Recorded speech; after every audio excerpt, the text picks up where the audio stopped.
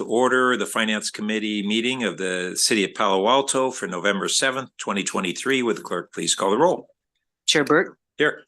Vice Mayor Snow. Here. Councilmember Lifcott-Hames. Here. Okay, for the record, 3 present. All right. And Councilmember Lifcott-Hames, did you have an announcement to make?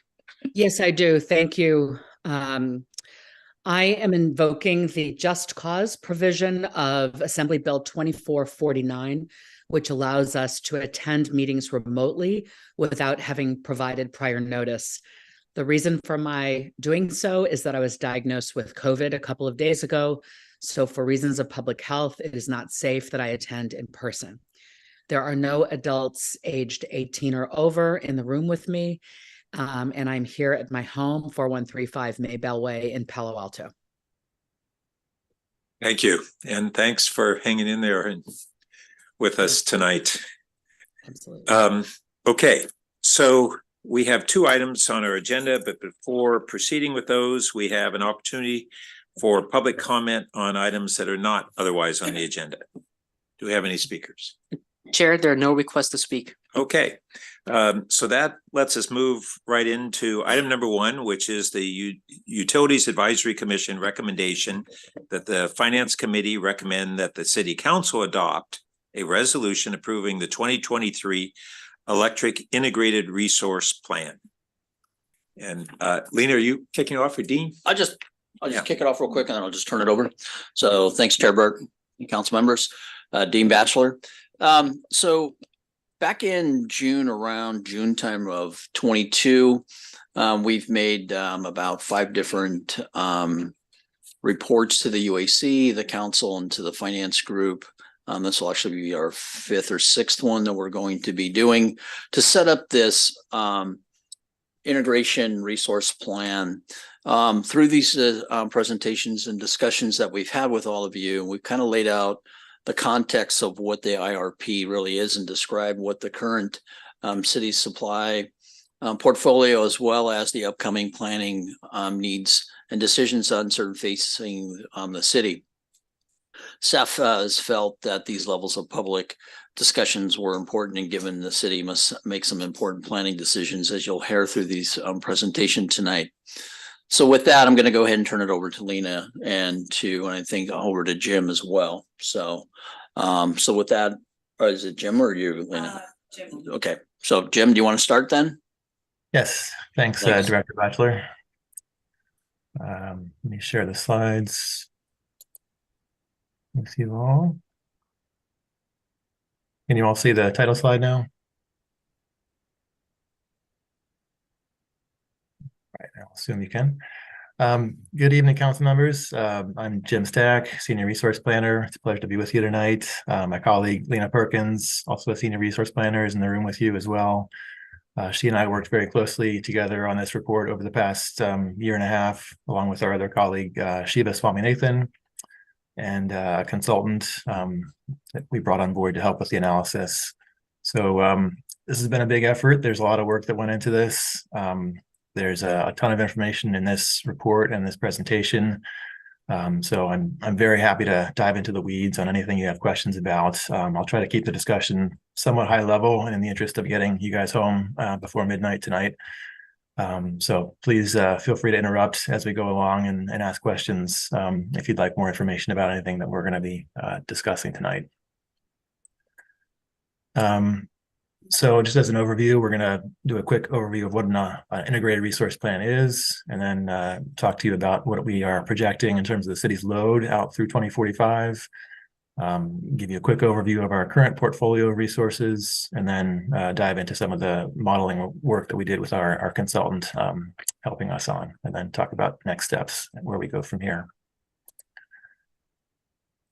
So what is an integrated resource plan? An IRP is essentially a form of long-term planning that electric utilities use, where it's an analysis roadmap where you forecast what your demand is over a long period of time, and then try to find an optimal set of supply side and demand side resources to meet those demands, those consumption needs. There are a variety of factors that go into an IRP. you have to consider when you're putting together your optimal mix of resources. You know, obviously cost and reducing cost and reducing risk are key goals, but you have a number of other factors as well, including customer preferences and making sure you've complied with all of the regulatory obligations that you have. City of Palo Alto has been engaged in integrated resource planning for many years, of course, although before 2018, we most of our planning of this sort was under the term a LEAP, long-term electric acquisition plan. So you may be familiar with that if you know the history of the utility over the past couple of decades. But in 2015, the state passed SB 350, which it did a number of things, including raising the state's renewable portfolio standard target. But it also instituted a requirement that all larger electric utilities like Palo Alto have to formally adopt an integrated resource plan. We had to do the first one before 2019, and then there's a requirement to update that plan every 5 years going forward. So we're on our second round right now, the first one, being 5 years ago. And just to kind of set your expectations here, the reason the state instituted this requirement for utilities was primarily to make sure that we are on track to meet the state's ambitious greenhouse gas reduction targets and renewable procurement targets. That was kind of the main impetus for this requirement. They just wanted to make sure that we're on track, by 2030 to meet to be where the state wants us to be. So that's kind of the something to keep in mind as we're going through the plan, that this is not necessarily a plan that is going to be set in stone and we're going to follow rigidly going forward. This is kind of just a snapshot of where we see ourselves going over the next few years at this point in time, just to kind of give the state some comfort that we're moving in the right direction. Some more information about what is required in the integrated resource plan for the state. And I should mention that we're required to approve the plan, adopt the plan by the end of this year, and then we'll submit it in the beginning of next year to the California Energy Commission. So of course the objectives, compliance is a big one with the state requirements. We also have a couple of large resource decisions coming up in the next year or so around the Western hydroelectric resource and transmission resource, the COTB project. And another objective, was through this series of meetings, was to engage the community and some thoughts on, get their feedback on where they'd like to see us going in the coming years. So with that, I'll shift into the discussion of our load projections.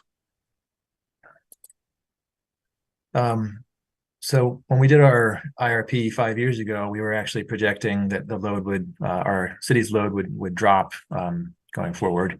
And that is generally what we've seen over the past several years. But looking forward, we're actually projecting a pretty significant increase in our load in the next few years, which is largely due to a couple of large data center projects that some of our larger commercial customers have indicated they are planning and are going to be bringing forward in the next couple of years. So can I ask a question on this slide when you get done explaining? Sure, you can go ahead. Thank you. So first, do we have an estimate about what proportion of the increased load is due to data service centers versus electrification of buildings and transportation? Sure. Yeah, that information is sort of in the slide here. The middle graph is sort of the forecast that we're adopting. There's a low scenario and a high scenario. So obviously as you can see, there's a lot of uncertainty around our projected load over the coming years, and we're going to be tracking it very closely. But if you look at the middle slide, the middle graph, the orange area is the additional load from the data centers. So that's a big chunk of it. And that's projected to come online pretty quickly. And then the blue area is transportation electrification from EVs, and the green area, which arrives a little bit later in the 2030s and 2040s, is building electrification. So by 2045, it's about half data center increase and half electrification and EVs. Okay, so that the data centers are like about a couple hundred gigawatt hours per year. That's correct. Yeah. Okay, we had just heard about them. It's a big number. That's a big change. Yeah. And I'll be interested later on you know the anticipated costs of the additional renewables to meet that need and the electrification need versus our portfolio average today. So just a heads up on that. And then second, the low scenario, if I understood this slide correctly, that's what we're actually saying is the low scenario, not our former projection. That's what we're on a going forward basis saying is the low end of what we think may happen. Yeah, I think that's correct. I think the low scenario here is pretty close to what we had been projecting before, kind of continuing the trend, the downward trend. Although Lena can correct me since she was in charge of well, the reason I ask is because it looks out of the ballpark low, based on where we are now with our electrification programs. Yeah, I can speak to that because I presented these, I developed these forecasts. And this is actually right kind of in the middle of business as usual. CEC has a forecast. We, if you want to look, we were at 1,200 gigawatt hours a year 20 years ago, so it's been a progressive deindustrialization. It's just really hard to replace industrial, like folks manufacturing vacuum tubes with huge pumps, right? With office space. Takes a lot of office space to replace that. And we did also lose a couple data centers, and then the data center load, because it's really just two customers, that is just very uncertain, and actually, we'll just have to see how things go with one of the projected customers included here. So, and then the other thing is just when a customer is coming to engineering and saying, hey, we need these system upgrades, they are going to inflate their projected loads and projected demands, to make sure that they get what they need. And engineering knows that, and they kind of ballpark that at, half or 2/3 or 40% of, it actually showing up. So I guess part of it is there's an uncertainty at this point in time, even if we think there's a likelihood that these data centers are going to be there. But putting that aside for a moment, I guess I'm surprised that we would still think that even in the low end, based upon all of our movements in transportation and even intrinsic, just natural movements on transportation, electrification, plus the building electrification, that still look like numbers that would be below what I had assumed we'd be doing. So that's a question. All right. We can loop back to that later, I guess. Yeah. So the two data centers, you said two kind of individual clients. So that's part of the low scenario is we don't know with two data centers, they might not last the entire amount of time until 2045. I mean, that's part of the analysis. Yeah, that was the assumption for the low scenario, and the goal was to have bounding scenarios. So doesn't mean that it's a likely scenario or that it's a 30% chance of happening. We were looking more for like a bottom 10%, and that's the data centers. Neither of them show up, and they're at this point, this was December of 22 when this was made, because the IRP is such a long process. They have both been delayed from the chart that you see in the middle, so, yep. Can you say what the data center companies are? Yeah, so the majority of the load is from the Tesla Dojo supercomputer that was unveiled at the California computing headquarters of Tesla. And some of that will be peak year load, not just data center load. and less energy and more demand from the superchargers for their trucks and testing facilities. And the other company, it's about 20% of that additional load is Google, and Google has rolled back a number of other real estate endeavors in the Bay Area. So that is, they're both delayed. Google, I think, is paused for longer at this point.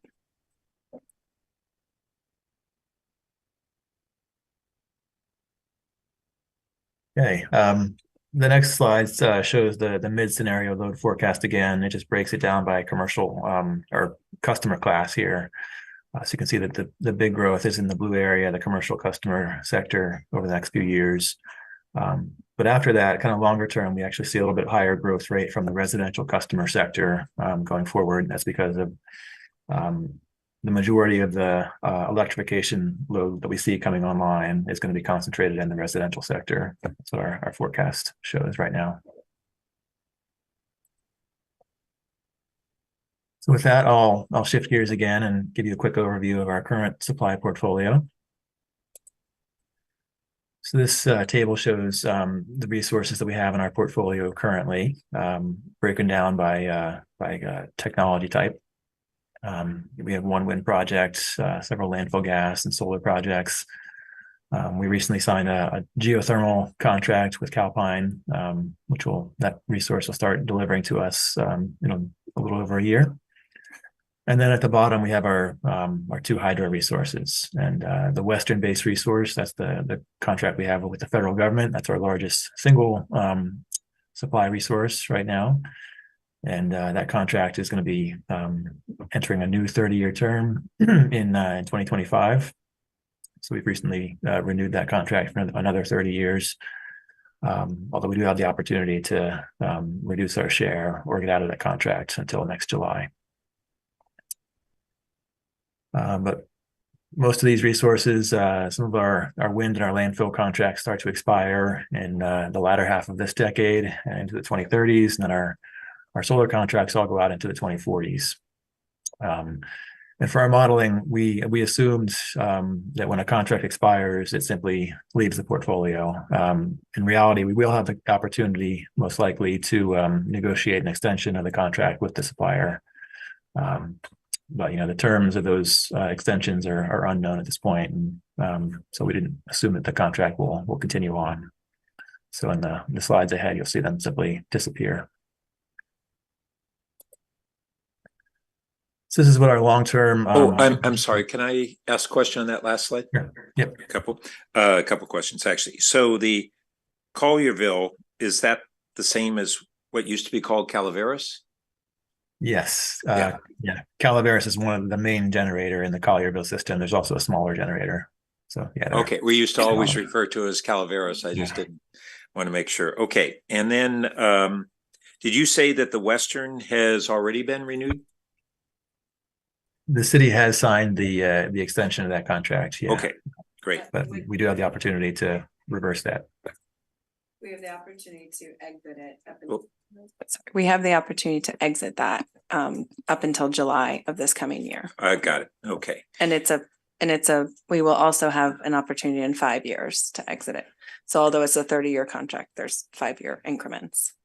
And the column on the farthest right, the levelized cost of energy, two things. One, you might want to explain for folks what that is and why that's important, as opposed to what we don't have here is kind of, I don't know, just kind of the net pricing is the way, I don't know, is that the proper nomenclature? And I value seeing both, although I appreciate that you're wisely guiding us toward the levelized cost as the more important one. But can you explain those two costs? Because if nothing else, on the net cost, it's really valuable to kind of, actually, I'd love to see this so that we show the trends on, for instance, solar and what has happened over the years and the direction. Same thing on wind, which has been not the same kind of decline, but I think that's going to be real important for all of us who are looking at this. Jim, do you want to take that? Yeah, sure. So the levelized cost of the contract is sort of like the amortized cost of the resource over time. So if you think about it like a mortgage, you take it the total cost and you factor in the time value of money and spread the cost out over the length of the contract. It's similar to an average. So it kind of takes into account the fact that some of the contracts here, basically the landfill gas contracts, have an escalating factor. They increase every year. So the levelized cost sort of averages that out over time. Does that answer your question about the levelized costs? Yeah, and just so that folks can understand how that compares to like what is the net cost per kilowatt hour or whatever metric you want to use. Kilowatt hours, it's not what you're thinking as you're buying gigawatts, but it's what translates to us who are thinking about, well, what portion, if I'm paying a rate residentially or commercially, and I've got all these costs that go in from transmitting it at that site at one price to what we finally charge, that's where we might want to stay on a kilowatt metric, just so everybody can understand that fraction of the total cost that how much is the actual purchase of the energy versus what it costs to get to our doorstep. I see. Sure. Yeah. In terms of breaking down the retail rate, so these levelized costs range from 3 to 12 cents per kilowatt hour. I think the average was probably around 6 or 7 for the portfolio. And the remainder of the bill, there's the transmission cost, which is about, I think it's 4 or 5 cents per kilowatt hour at this point, just to get the power from the generator to the city limits. And then we have obviously the cost of maintaining the city's distribution system and meters and all the infrastructure we have within the city to deliver the power to the customer's home or business place, which I think is about half of the cost. Is if I remember correctly, the distribution system cost is about half. Director Batchelor might know the number better than I do.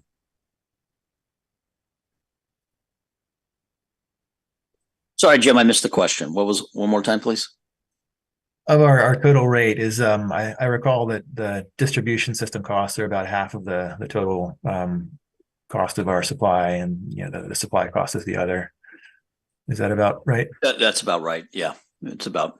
And when we say supply cost, are you meaning outside the city? So that's both the generation and the grid transmission?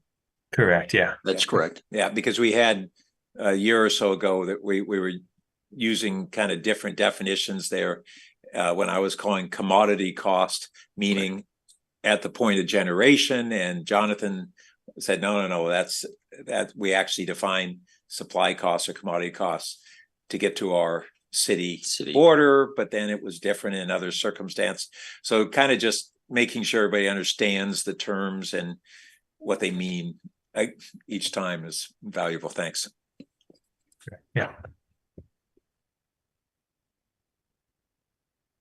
So this is a graph of our existing resources. This is an energy load and resource balance graph going out through 2045, which is the period that we're analyzing in this IRP. So you can see as our contracts expire, the energy supply stack decreases. And then the black line is our load projection. The dotted gray line is actually where our projection was about a year ago. So the increase is mainly due to those data center projects we've learned about more recently.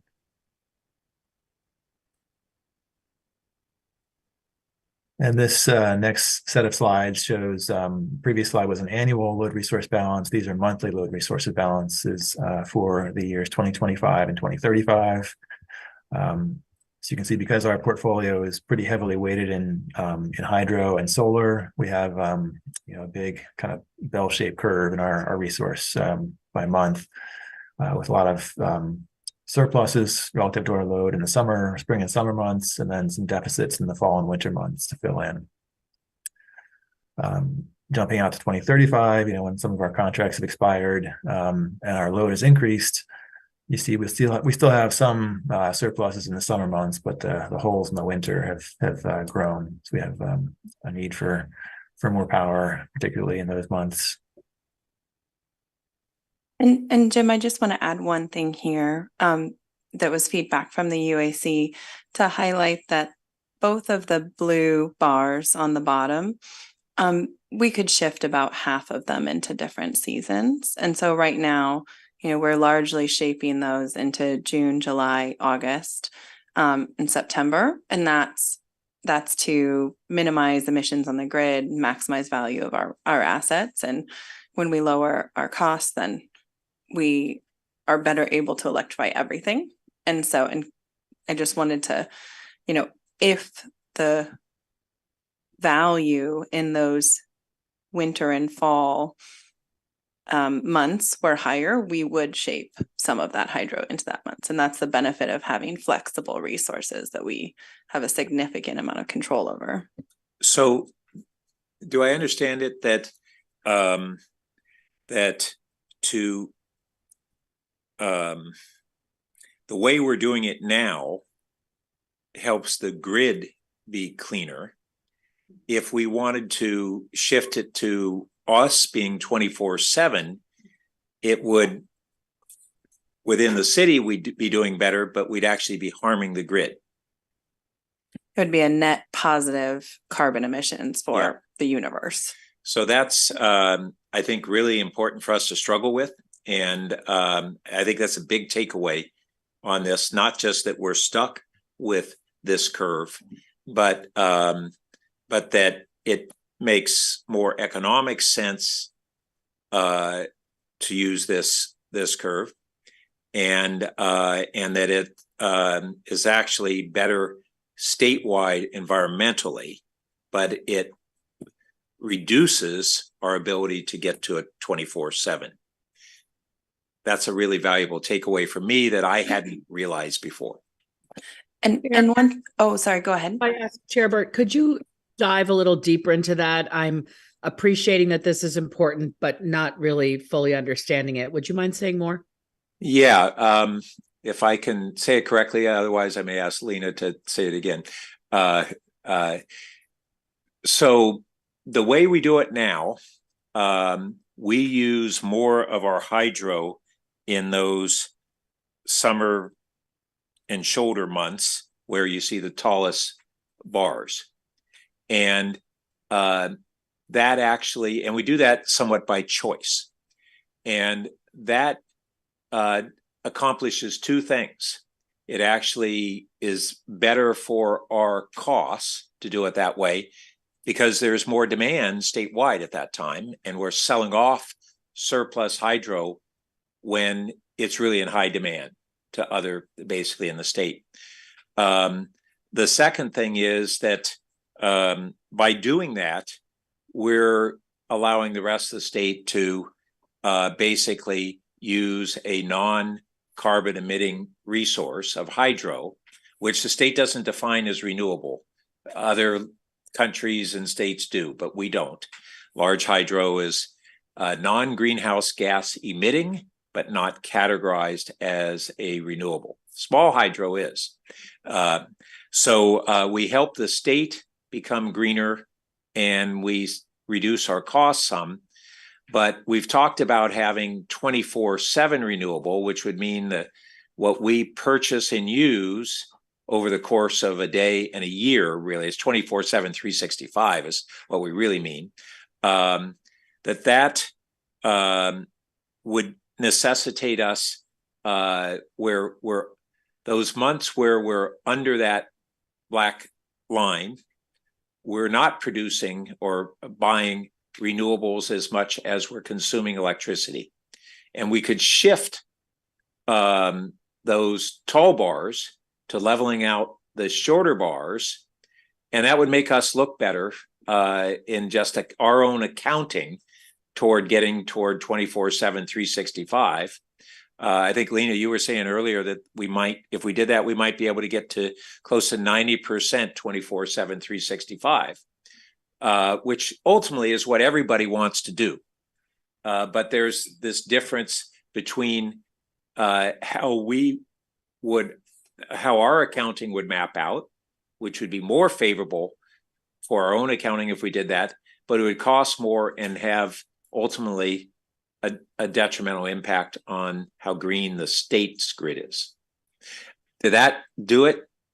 Because it's something that I hadn't appreciated before this meeting, and so trying to explain it, I hope I'm doing it well enough. You're definitely bringing me along. I appreciate it.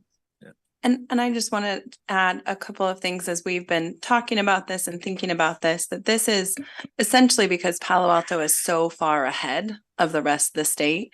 You know, if you look at Palo Alto's portfolio versus the state's portfolio, you know, Palo Alto's capacity is 100%, built capacity is 100% carbon free versus the state, you know, about half of the energy is coming from natural gas, right? And so it's like, do we want to take it to that next level of golden 8760 hours per year while making our neighbors in PG&E territory run their gas turbines more? Because if we shift our hydro, those gas turbines in those often disadvantaged areas are going to run more, because our hydro is literally turning off the gas turbines in those evening ramp hours. And is there not two ways that we're differing from the state? And one is that we have a higher percentage of renewables, but second, we have a higher percentage of hydro. And the state doesn't have 40% hydro like we do. And they would love to, because then that would allow them to not be in a circumstance where in the summer, when the sun's shining and the wind's blowing, they're producing more renewables than they can consume. And then they go into a period where in the evening, that they are consuming more energy than they get from renewables and hydro combined.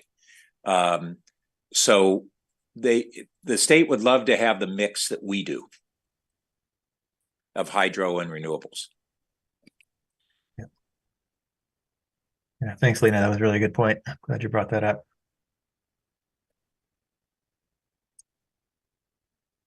Okay. So in terms of capacity, this is a graph showing our capacity balance out through 2045. The state has a resource adequacy requirement. That's the black line, our system resource adequacy requirements, where we have to have essentially a certain amount of generating capacity, built and under contract, operating in order to maintain the overall, stability and reliability of the grid.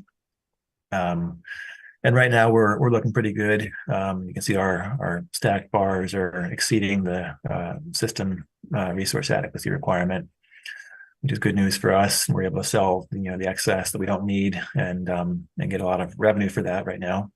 Because capacity prices are quite high at the moment. But looking further out, as our contracts start to expire, we will have some need to add some new capacity to the portfolio in the kind of the late 2030s and into the 2040s. Okay, now I got a follow-up question that they got me thinking. As we look at the reasons why our residential electricity rates are 40 or now I think more than 40% below PG&E, I had previously attributed the bulk of that to really having a lower cost portfolio, but it sounds like there is some segment of that is to having this portfolio that allows us to sell certain amounts of our hydro when we don't need it for a higher rate than we pay for it. Is that correct? And if so, do we have any kind of ballpark sense of what portion of our lower rates is due to that second factor versus the first? Just to clarify, what portion is due to our hydro resources versus just Are other resources Are cheaper? what portion is due to being able to basically sell off surplus hydro at advantageous times versus just our lower purchase price of hydro and renewables? Is it still mostly the lower purchase price, or? Well, I think, and Jim, I'm going to try just a short answer to this, and it's essentially that we are not energy speculators, but the reason we have long-term energy contracts is a hedge against the market, because our load pays the basically the same energy costs that everyone else's load pays. And so the load pays a single market price per hour, essentially. And so what we're trying to do is make sure that we have a flexible portfolio that is showing up in the highest value hours so that it's providing the greatest service to the grid at large. And we have preserved our flexible resources in the form of hydro, even though they are not renewable, in order to provide that financial hedge. And when we first entered into the solar contracts, the value of solar was higher during the day as well. And so those penciled out well initially too, because that used to be the highest prices, was right in the middle of the day before the duck curve. So I'll just say that the market rewards if you pay a good price, and if you have enough foresight to and intelligence, market intelligence, to get flexible resources so that you can adapt to changing market conditions. Because as more of the resources that come on are inflexible, that flexibility actually goes for a higher and higher premium. Chair Burt, Go right ahead. did you just say, Lena, did you just say the duck curve or the debt curve around solar? Yeah, sorry, the duck curve is just Duck? so we can talk about it. Duck, yeah, quack, quack. It looks, I'm like, oh gosh, Jim, we might have to Google this and send it in the chat. If you Google California duck curve, you will get a great chart just showing that because California overall has overbuilt solar without sufficient transmission and interconnectivity to the rest of the West, that in general, the highest producing solar hours are now the lowest value hours, because we didn't build sort of the state, not us, the state did not build a diversified enough portfolio. And so that it shows up, it doesn't have a choice if it doesn't have a battery, and it just it takes whatever price it gets. And a lot of times that's negative in the middle of the day. So the duck is based upon the line graph shape that you'd have, or a series of bars over the 24 hours of the day, and how much electricity gets consumed in the state, and pretty much in our city as well. Our city duck curve is similar, and it ends up being the shape of a duck. Yeah. And it wasn't always the case, as Lena was saying. Up until the last decade, highest energy use was in the afternoon, and now it's in the evening.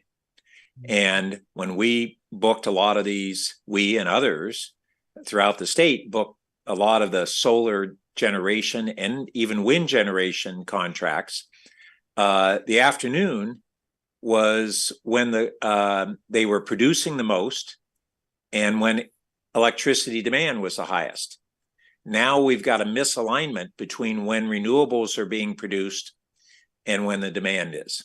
And it's a problem that everybody has. Yeah, I agree. So is that why, and sorry if I missed this in the report, wind cuts off after 2028? No, that's an a single day shape in a 24-hour period. And I just tried the Google exercise, California.curve, and it sent me to a lovely EIA.gov report. And that shows more. The wind rolls off in 2028 because our current wind contracts end. Oh, okay. Yes, thank you. Perfect. Okay. I'm glad that worked, by the way. I'm glad it didn't come up with something else. Can I ask one more question? Related to the prior point about how we have our increased capacity and we're sort of selling it off to other people that don't have those contracts. So we're effectively like a middleman. We've got our contracts, we have our resources, we have an excess, so we now sell it to others. Those others don't have what they need because they didn't have the foresight to enter into these contracts in the first place. Is that simplistically what's happening? So we've become Yes, we will say we had the foresight.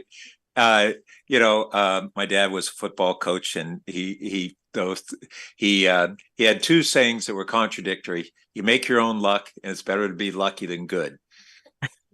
So we have a little bit of each here. Okay, thank you. All right. So that's the end of the slides on the current portfolio. Unless there are any further questions, I can jump into the modeling work that we did on the IRP. So when we started this work, we engaged a consultant to help us with this modeling work to come up with kind of a plan for how to meet our load that's increasing as our resources decline. We have some big gaps to fill. And we engaged a company called Ascend Analytics, based in Colorado. They're a very well-known consultant in our industry. They've developed their own kind of suite of software that where you can model electric portfolio resources and do some portfolio optimization work through their software. And they've helped many utilities across the country putting together their integrated resource plans. So we've been working with them over the past year to do this work to come up with kind of the optimal plan for how to meet our growing load needs as our resources our contracts start to expire. So before I show you all these slides, I just want to put a big caveat out there that the plan that they put together, it just represents kind of a snapshot in time. As of about market conditions about 6 months ago, and the assumptions that we put into the model. It just represents, the output is just what the model says that we should do at that point in time based on the assumptions we gave it. If the model spits out a result saying that we should go out and sign a whole bunch of new solar contracts, which spoiler alert, it does. That does not mean that we're going to immediately start running out and signing new contracts tomorrow. When we go out, when we decide it's the right time to add a new contract to the portfolio, we're going to do what we always do, which is to go out and issue a very broad solicitation to the market and try to get as many different proposals from suppliers for all sorts of different types of carbon-free resources. And we'll evaluate all the proposals we receive and determine what is the best resource for Palo Alto at the time that we are going out to purchase over the long term. And of course, once we decide what we think this is the best resource and negotiate a contract with that supplier, we will bring that contract to the UAC and the Finance Committee and Council to review and sign off on before we enter into that contract. So that's just a big disclaimer about the results that you're going to see in the slides ahead. Basically, where you see a slide or a graph that shows new solar in the model, you can really think of that as just kind of new carbon-free resources of some variety at this point. So it's not going to, don't get too locked into what the model is showing us at this point. So with that said, this is what the model says we should add to the portfolio over time. The yellow bars are new solar generation resources, which it says we should start, adding to the portfolio in 2030. And then the other colored bars out in the 2040s represent new storage capacity, new battery energy storage systems. That's what BESS stands for. So it's quite a bit of capacity, all solar and storage over the next 20 years or so. Go ahead, Councilman. Here, why is it that there are some recommendations in 2030 and 2031 and then none for 5 years? Is that because of our contracts expiring, so we don't need new stuff in the years when there are zero? I think so. Yeah, each of these bars represents a new contract. I think we assumed like a 20-year contract. So a bar that enters in 2030 will extend for a 20-year period. Okay. So I'll show you on the next slide what it actually looks like in terms of an annual energy and load resource balance. Before you go there, let me ask another question on the prior.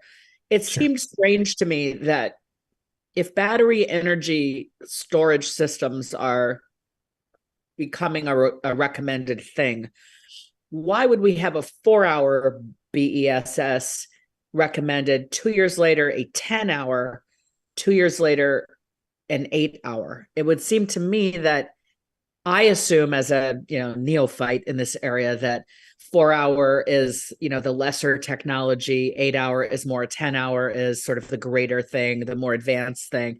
So perhaps I'm wrong about that, but it feels like we're going, get a 4-hour battery thing, get a 10-hour. They've got an explanation on that. All right. Yeah, it's a great question. That really kind of is getting into the kind of the nitty gritty of the model assumptions. But basically, the 3 different types of batteries shown here, they account for different amounts of capacity. So in terms of what we can count towards our system resource adequacy capacity, an 8-hour battery counts for, for a given, say, 10 megawatt battery, an 8-hour battery counts for twice as much capacity as a 4-hour battery. So part of the reason might be due to the fact that we have varying capacity needs in the plan, in the forecast. So we might need more capacity in year 2025 when we have an 8-hour battery shown there than we needed back in 2041 when we have a 4-hour battery. And it could be due to the difference in the assumptions for what these different types of batteries cost, and how much value they provide in terms of the amount of energy they can sell back to the market. So they've, Isn't it the case that that really we and the grid need a mixture of those different battery durations to be able to meet the different demands that happen at different times? Is that correct? Yeah, I think that's correct. Okay. And just to caveat this is 2040s for technology that is not commercially viable right now. So so you are projecting future technology as opposed to present technology on this? With the costs anyway. And costs, yeah. Yeah. And that's there's so much happening in the field, not only in the renewable generation technology, but the storage technologies, that it's a moving target, but the good news is it's moving in the right direction. Right. Yeah. And so I did want to ask one other question on this graph. Having watched our renewable purchases over the last 20 years, one of the explanations, I think really probably the biggest explanation as to why we're so much lower in PG&E is that we were ahead of the state and the mandates that the state put on renewable portfolio standards. And so over that course of time, when we established a budget to hit a certain percentage of our portfolio that was renewable, our first one was 20% renewable on top of our hydro. The state hadn't yet put a goal. And we were in the market and there weren't so many buyers for the renewables that were being generated, even though all those renewables were more expensive than they are today.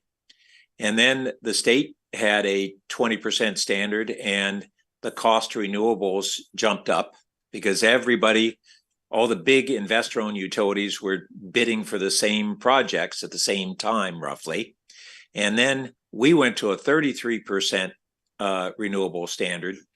And we had a point in time really where we were trying to get 33% while they were still filling out desperately their 20%. The price went way up and we ended up kind of holding off. And next thing you knew, once they had met that requirement, the prices dropped because the inherent price of producing it was going down. And then we went from more demand than supply to more supply than demand. And so we had both the intrinsic costs going down and the market supply and demand going down. And that's when we bought a bunch more. And so I say that because it leads into the next question of when should we be looking at purchasing next contracts? And one of the big benefits that we had before was that we gave staff kind of a budgetary limit, if I recall correctly, a half cent a kilowatt hour each time we ramped up our renewable purchases. And we never wasted the whole budget over that course of time because the cost of renewables started going below the cost of brown power. And so that all leads to my question of, would we be better off in filling these gaps if we, again, gave more latitude to staff on when to fulfill them and do it within kind of a budgetary framework? And that could mean that we sign a new contract before we have the demand for it, but would we be able to sell that electricity and still do okay?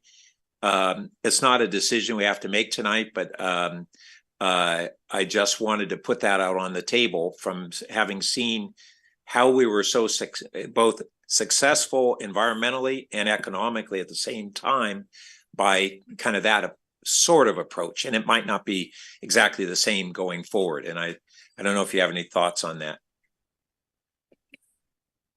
Yeah, thanks, Councilmember Burr. That's a good suggestion, and we would certainly love to have the kind of the latitude to to purchase whenever we think it's an ideal time to be in the market.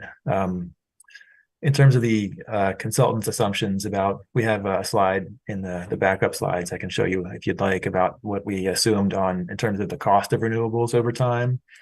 And they've actually assumed that, like for wind and solar, the cost of those resources will kind of gradually decline over the course of this decade and sort of kind of bottom out around 2030, 2031 as the impacts of the Inflation Reduction Act kind of percolate through the market and push prices down. So that's part of the reason they recommend adding some solar generation to the portfolio at that point in time. Okay. Yeah. If you could flip to that backup slide, that would be interesting to see what assumptions we have. Here we go. So this slide shows the costs, kind of the levelized energy costs from different types of resources that we evaluated in the model over time from 2025 to 2050. So we looked at solar and wind in different locations. We included some resources that are not currently commercial, like offshore wind and small modular nuclear reactors. It's the yellow line at the top there. So the uptick that you have starting in 2036 or 37, you're really attributing that to the Inflation Reduction Act. I'm actually more optimistic that the costs from technology advancements will allow us to continue to have a declining cost. Certainly, subsidies alter what is otherwise a decline, but one of the more interesting papers I read in the last year was by a Oxford Institute that's been projecting renewable costs for 20 years. And they've, over that course of time, updated it every year or two. And each time they said, really the Moore's law on renewable cost decline can't continue, and solar and wind both, and that we think it will continue to go down, but at a much slower rate than it has in the previous decade. And every couple of years they updated it, and kind of 2 years later would say, well, it went down more than we expected, but there are specific reasons. But now we're the real experts, and we're saying it won't go down again at that rate. And the authors of the paper said, basically, we've been wrong for 20 years. What if we continue to be wrong, and that it does continue to go down at that rate? And the one thing that they said, well, there's all these different factors that have driven cost reductions in solar in particular, but it was that the one that was a nearly constant line was that for every doubling of installed solar globally, the cost went down 20% for a variety of reasons, but the line was almost a straight line. Now we have the last few years, we had supply chain disruptions that disrupted that decline, and now we're seeing a decline again. So I say all that just in that my assumption is that yes, we'll have kind of, unless we have additional, well, I don't think we'll need as big as subsidies as the Inflation Reduction Act. And at what point in time do they adjust those? But I think we will continue to see cost of renewables decline, and we'll see new renewables on in different forms or non-greenhouse gas generating of different forms that will also become major players in that time frame. So that's the optimist side of me. Yeah, that's a great point. And I would definitely take all these assumptions with a huge grain of salt about what's going to, be the price of any of these in 2040. So, but yeah, those are. Are we making a date to come back here in 2040 on this? Or do we get to bet on futures? Yeah.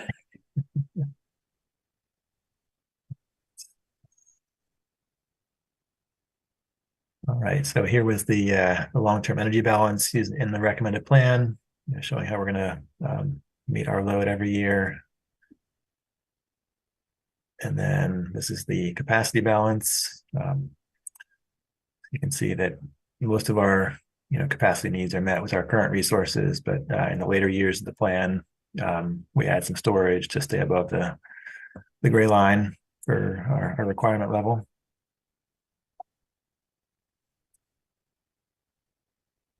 And then in addition to energy and capacity, we also have a need to meet the state's renewable portfolio standard requirements. So that's the gray line here. The RPS requirement goes up to 60% in 2030 and then leaves at that point, or levels off at that point. And the plan allows us to stay above that line every year except for one. We will, of course, in reality, try to exceed the RPS requirement every year. You say why that is, Jim? When I see a graph like this and there's some low-lying outlier, whether it's in the budget, a projection that we're going to have a deficit in 1 year in the next 10, or this, is that again simply the net effect of various contracts ending and some uncertainty about what we will have purchased by then in order to have the capacity? What accounts for that drop in that year? That 1 year, that's a good question. 2035, it looks like, it looks like that's when our last landfill gas contracts ends. So there's a little bit of a drop that year. But why are we not projecting, since all of this, are these projections of existing contracts?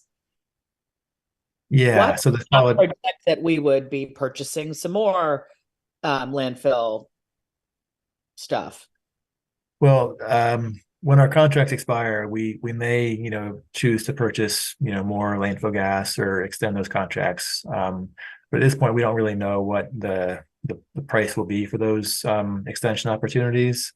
So there's a pretty good chance that we will extend some of these contracts. We're actually in discussions with one of our suppliers about extending one of our landfill gas contracts, one in Half Moon Bay.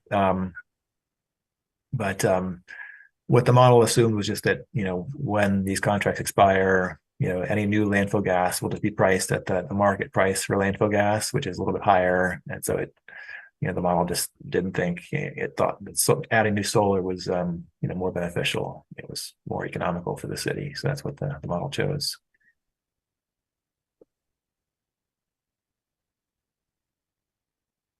And one of the things we haven't talked about, but out of our renewables, there are some that are really baseline power, like the landfill natural gas is.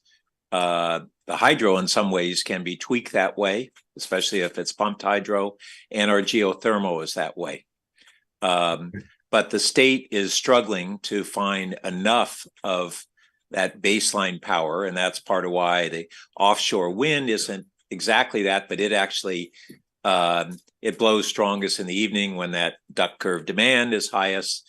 And then there's just other new technologies, including what will be really interesting on whether things emerge in advancements in new, really fundamentally different geothermal approaches, which if that happens, I think that'll be a game changer.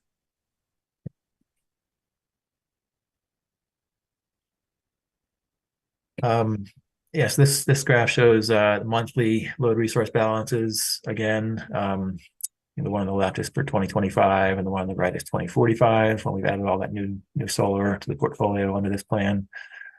So it again assumes we have that shape to the portfolio where we have more energy from the hydro resources and the solar resources in the spring and summer months.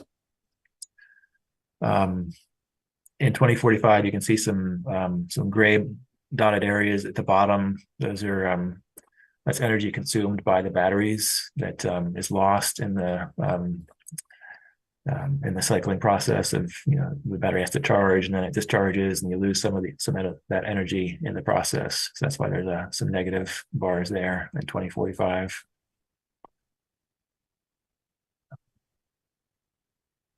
And again, if we were to only add new solar to the portfolio, then we would continue to have this sort of the imbalance between the spring summer months where we have surpluses and the winter months where we have deficits. So we'll certainly be factoring that into our decision when we decide to go out and purchase new resources, and we'll certainly look for other opportunities as well for wind and baseload resources.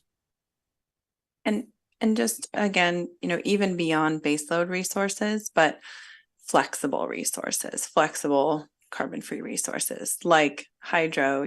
This is assuming market prices are still evening ramp in the summer is the highest market prices, and that's why our hydro is shaped this way. But we could take those blue bars and take about half of it and shift it into the winter. If everyone electrified as fast as Palo Alto, you can see that this actually has us as a winter peak for our load then. So that would mean that February would be the highest value, and that we would shape our hydro according to that market prices, which is also pretty much aligned with carbon emissions, going forward, because flexibility is commanding the price. And right now, most of the flexibility in California is coming from the natural gas fleet. Well, just to add another wild card, which is the impact of climate change on hydro, which a lot of us, might assume that it means we're going to have less water, but the projections are actually we'll have more water, but less snow.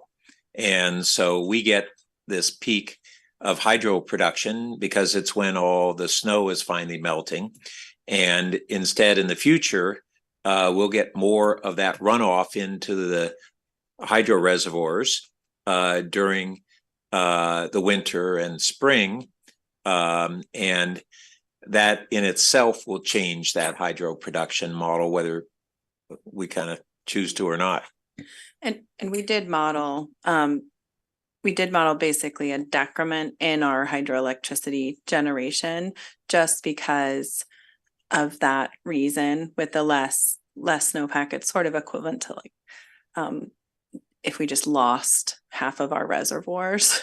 And so, given the year-to-year variability in California, it doesn't help us if it rains all at once.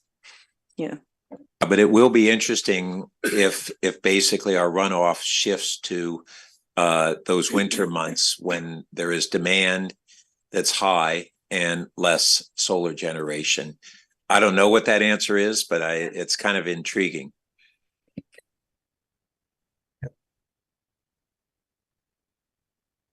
Okay, so that was the recommended plan that we came up with Ascend. And of course, doing a plan that goes out to 2045, there's a huge amount of uncertainty about what's going to happen in the future. All sorts of variables coming into play. Higher or lower load, as we talked about earlier. Changes in our hydro output due to climate change, as we just mentioned, and other factors. Market conditions, market prices. So we did some scenario analysis with Ascend in their model, looked at a few different variables, primarily related to hydro output, because that's sort of the biggest, biggest wild card right now in our portfolio, given how much hydro we have. So we looked at a few different scenarios related to hydro. We looked at basically an extended drought scenario, which is number 3 on this list. When it's dry and we get less hydro output, less energy, and market prices tend to be higher because there's less energy in the system from hydro. And then on the flip side, we looked at what happens if we have kind of wet year conditions where we have more energy from our hydro resources, which also tends to reduce market prices a little bit overall for the whole system. And then the second item on the list here, reduced hydro output. This is sort of a more complicated situation where basically some of our resources are impacted by kind of environmental regulations and other effects that sort of limit the amount of energy and capacity we get from our own resources, and increase the cost of those resources from where they are today. And it's more of a specific impact on our hydro resources that we have in our portfolio, and doesn't have as much of an impact on the broader energy market. So these are the scenarios we looked at. And interestingly, I'm sure. sorry, I feel a little dense when I look at this slide because I'm not understanding well enough the difference between number 2 and number 3. Yeah. So number 2 is basically the impact of environmental regulations that different agencies are throwing around right now that would impact the way we're allowed to use our existing hydro resources. So they would impact the amount of when we're allowed to store water and how much we have to put through the dams over time for fish flow reasons and so forth. So they would just give us less flexibility and less ability to use the energy to optimize those resources for our needs. That's the short answer, basically. And Lena, feel free to correct me. Yeah, no, you're right. And essentially, the number 2 case is a stress test case for, what's a scenario that might cause us to reconsider this 30-year contract that we're deciding on by June of 24, and versus number 3 and number 4 are just trying to see our typical variations that hydro drives a lot of volatility in the markets in California, and to what extent is our financial risk being driven by these natural variations, because we do see, as a state, where we should make tons of money in wet years, because hydro is basically a market mover. It is the marginal resource, and enough of those hours that when we're really wet, the rest of the state's really wet too. And so it actually drives down market prices. And so we're just trying to see, and then it kind of mitigates itself as well on the dry years. Even though we have less hydro, when we generate it, it's worth more. And so, trying to understand, are we more exposed? How much more exposed are we than the portfolio as a whole? That last point was one that I hadn't appreciated until this year, which is that in a year that's a wet year and we have more hydro, the value of selling it when we have surplus goes down because everybody has a surplus. And in a dry year, that limited hydro that we have becomes more valuable. So it kind of levels things out in a way that I didn't anticipate anyway, but it makes perfect sense in hindsight. So thanks. Let me ask one more thing, if I may, which is, Lena, you just referred to the fact that we have until 2024 to decide whether to enter into that 30-year contract. I thought we said earlier that we had already entered into it, and the packet is sort of contradictory. In some places it says we get to decide, we have to decide whether to renew it, and in other places it says we've already decided to renew it. So yeah, I should have been more precise. Yeah, you're right. I should have said, we have until June 30th of 2024 to back out of the contract we've already signed. So it is a no cost option. So my binary mind says we haven't signed it until that date's passed. And is there some reason that we might want to back out that I'm not understanding? That's what we were trying to stress test here. And currently there'll be, a follow-on report making that formal recommendation to stay. But our analysis so far, and along with our working relationships with the current people at Western and the staff that at the Bureau is making that look fairly advantageous to stay. So that when you alluded to current relationships, is that kind of a reflection on, we had this past dispute with them, right? That got resolved after many years.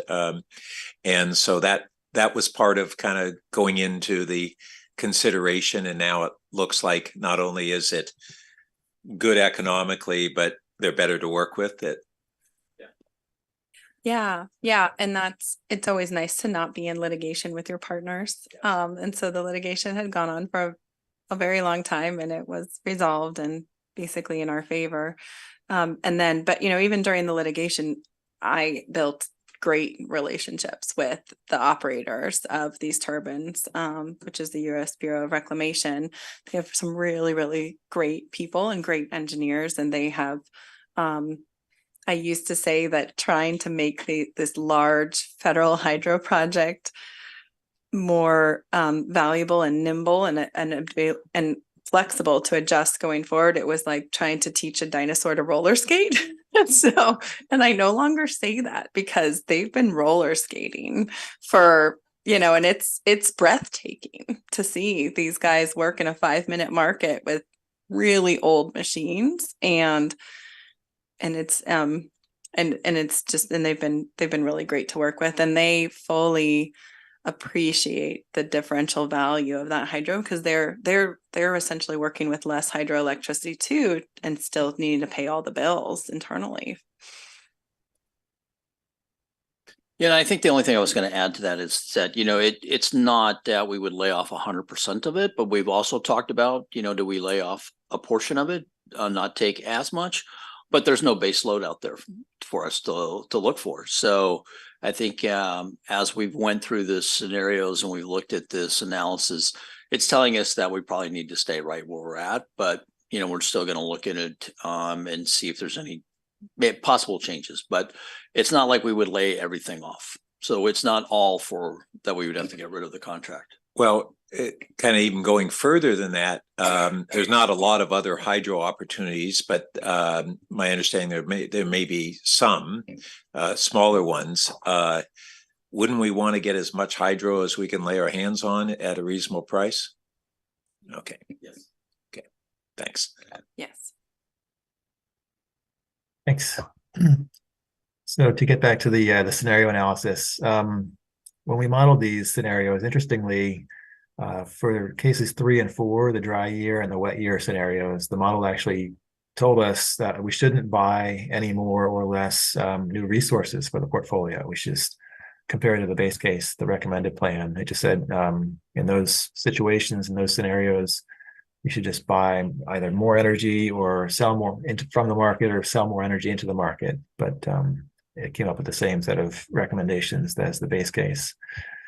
But the one scenario where it did come up with some new recommendations was the reduced hydro scenario, number 2, where we lose a lot of energy and capacity from the portfolio, and the hydro resources are more expensive.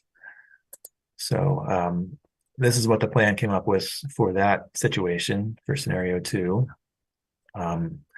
It says, again, we should add some solar a little bit sooner into the portfolio, as well as some storage a little bit sooner to make sure we meet our capacity needs. And then it also says we should add some wind from New Mexico in this case in 2037. So a little bit more energy being added to the portfolio to make up for those losses from the hydro resources and some capacity as well. And just to clarify, it didn't say get out of the hydro contract. It just said add more portfolio or add more new resources earlier and added some wind. This is what the annual load resource balance would look like in this scenario. See, again, there's a lot of solar as well as some wind in the speckled green areas in the top there in the top right.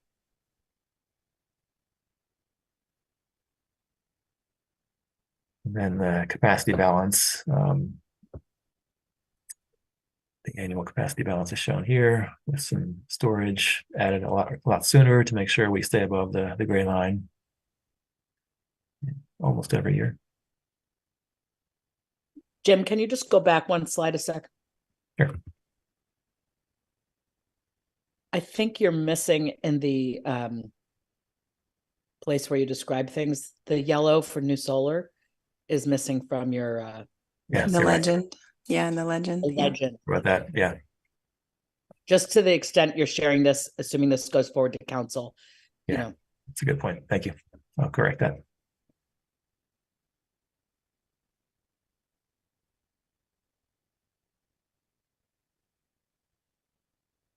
Right. So to compare these results, we did this table here shows the average supply cost in the different cases. But then I guess the lines to look at would be the MTM, which stands for mark to market, which is essentially the net value of the portfolio in these cases. So in each case, we're buying energy from our suppliers, and then we get credited for all that generation at the market price for that energy as it's generated from the independent system operator, the grid. And then, so the difference between those, the costs and the value, is what's referred to as the mark to market, which is kind of the market value of our portfolio. And so a positive number means, the resources are worth more than we are paying for them. So it's a net value. So that's a good thing. So you can see that in most cases, in both in the base case, the resources have a net positive value. And then in both the dry year and the wet year cases, the net value actually increases. And then the one scenario where the portfolio performs much worse is in the reduced hydro output scenario, where we get less energy from our hydro resources, but the costs increase. We have to add more new generation to the portfolio to meet our load. And the last line is the risk premium, which is kind of a metric that is trying to capture the uncertainty around the portfolio or around these scenarios. Because in each case, the scenario analysis, it's not looking at one exact run of the model. It's looking at, I think they did 100 runs of the model for each of these scenarios. And so the risk premium sort of reflects how broad a range of cost outcomes the model produced for each scenario. So the bigger the number, the wider the distribution of costs that we could see in the future, with the dry year and high prices scenario being the most uncertain, the biggest risk profile. So sort of if you view that as error bars almost around like the mark to market. Yeah, I mean, not in the dollars terms, but yeah, I'll just leave that there.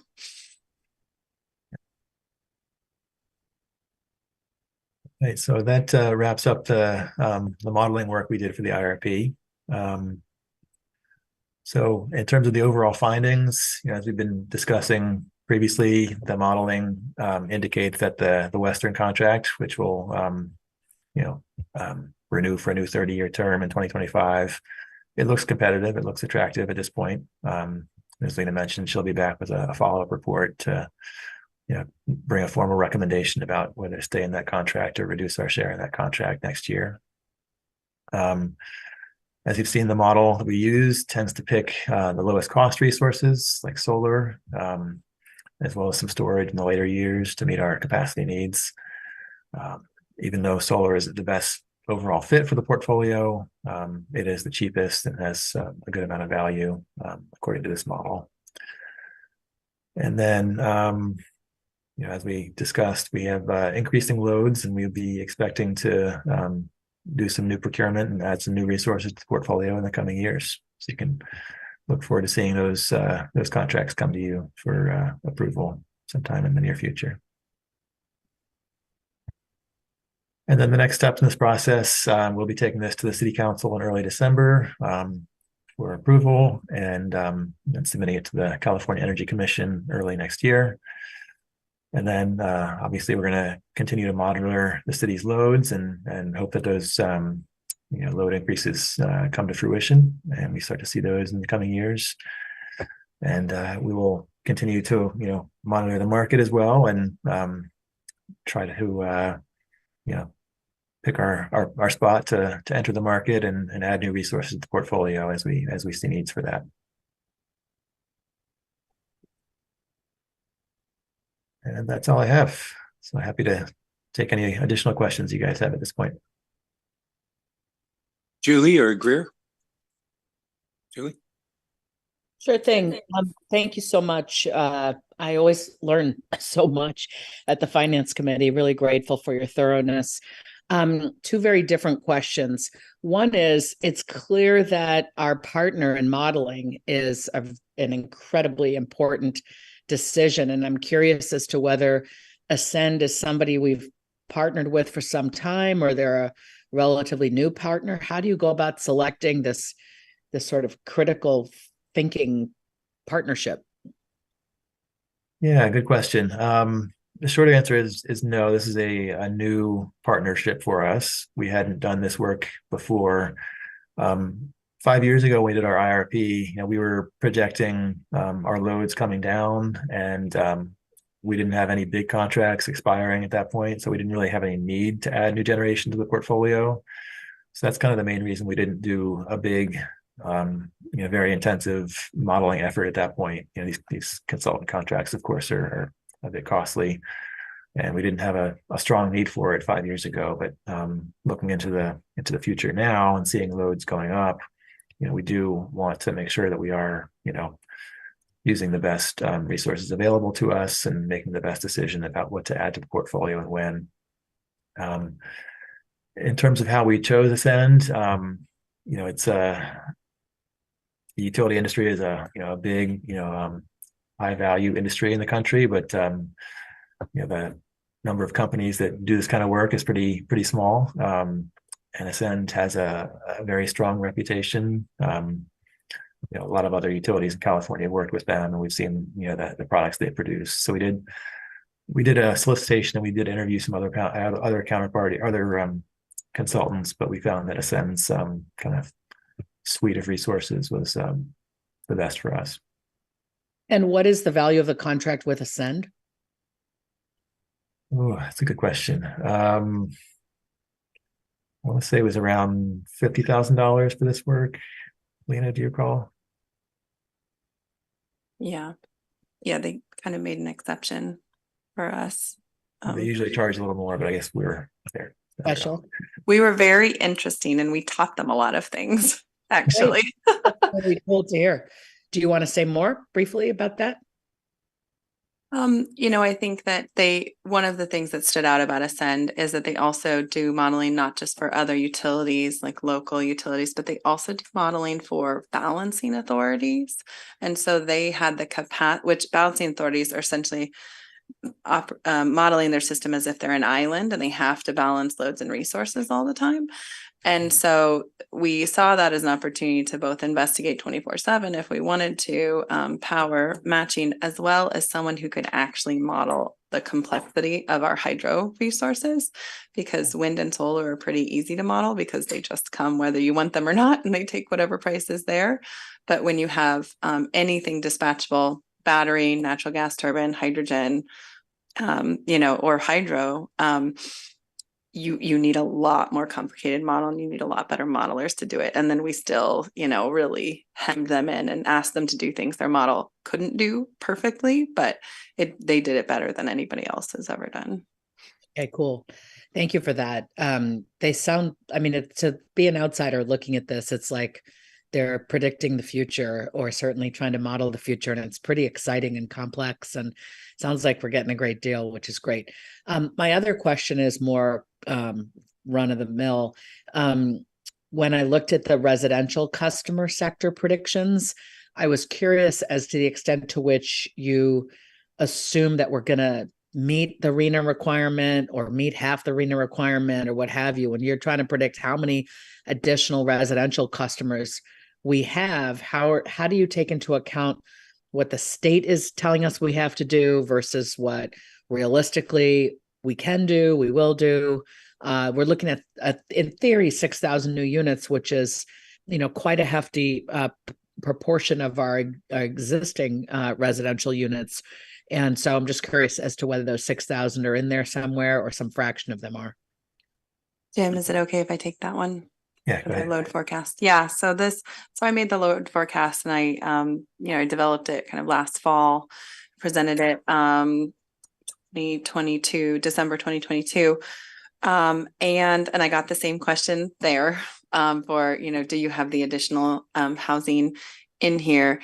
And we don't. What we have is the historical, trends of housing, baked in here. And so it's definitely a possibility. It's definitely a shortcoming of the current load forecast. I will say I have it in that December 22 UAC report. I have it broken down, the assumptions for how quickly we are electrifying the residential sector, and they are sort of, even for the base case, I have extremely aggressive assumptions for electrification of the residential sector in there. So that may sort of mitigate the lack of those additional units. And I'll also just say that if a significant portion of those are multifamily, they're just less energy intensive overall than our current makeup. Okay, thank you. That's it for me. Yeah, pretty much all my questions were answered. I'm one thing I'm curious of, within our existing code, are any kind of requirements of commercial tenants to mitigate impacts on our electric grid when we have potential commercial tenants like these, to data centers? That seems to really be a big factor in our demand in the next few years. So does that currently exist? Jim, do you want to take that, or I can take a stab? Yeah, you can go ahead, Lena. Okay. I will just say that in general, we are overbuilt on the commercial side because our load used to be 30% higher. And so in general, we have the capacity for additional load on the distribution system in the commercial side, not as much on the residential side, but on the commercial side.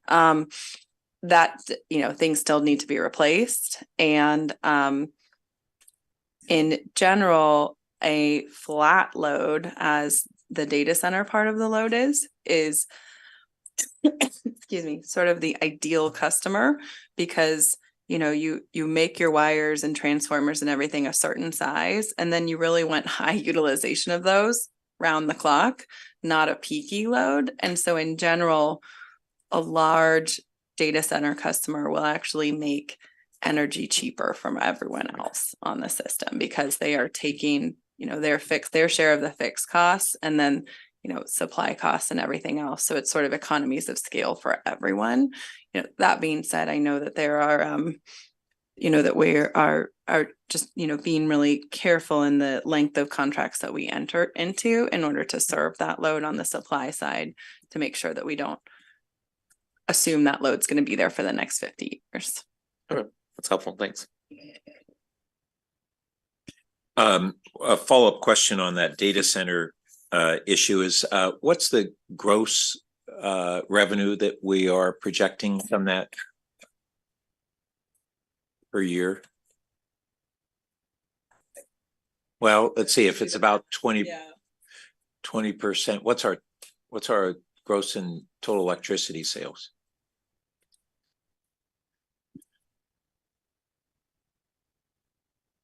I think when I was talking to Jonathan about this, we were looking at anywhere from $17 to $20 million a year for the Tesla project portion of it. Okay. And the reason I'm actually thinking about is the impact on the general fund and the utility users tax. Right. And we think that there's no negative impact on our own the electric utility itself through that increase in demand.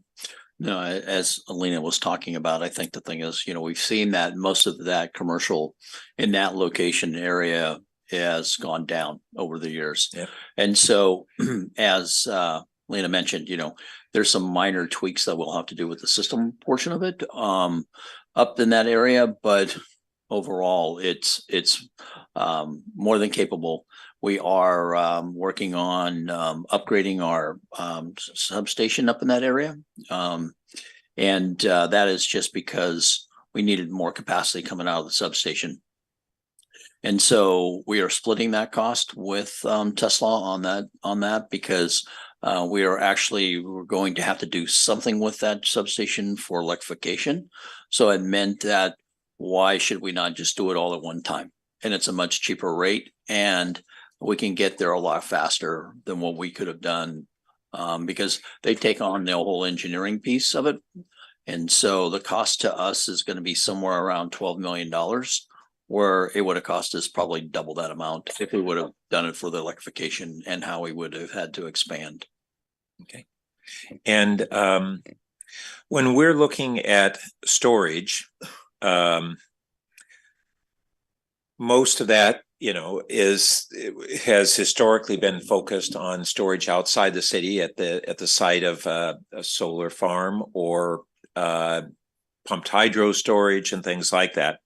But in terms of our own resiliency, I've struggled with the value of storage remotely, which helps the grid, versus the value of, say, if it's battery storage, and it could be at the site of the central solar provider or within our city boundaries, and that if it's roughly the same cost of batteries either place, we'd get more resiliency if we parked it here.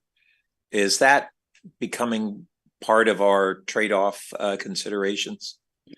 I still think that we've been looking at that, and we've been looking at a couple different places. We've been looking down by the golf course area, and then we also think that there may be some opportunities at the dump site with putting panels out there in that location, and then putting some storage in around between the golf course or the treatment plant somewhere out there.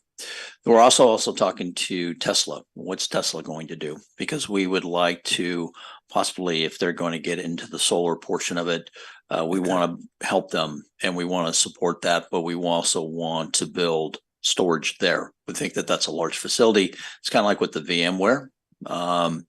They are kind of going down that same path as well. So I think that there's some city-bound internal opportunities that we can look at, because you're right. Battery price in Modesto or battery price here is not going to be no difference for us, but it'll be much better for us from a resiliency piece. So we are looking at that as we are.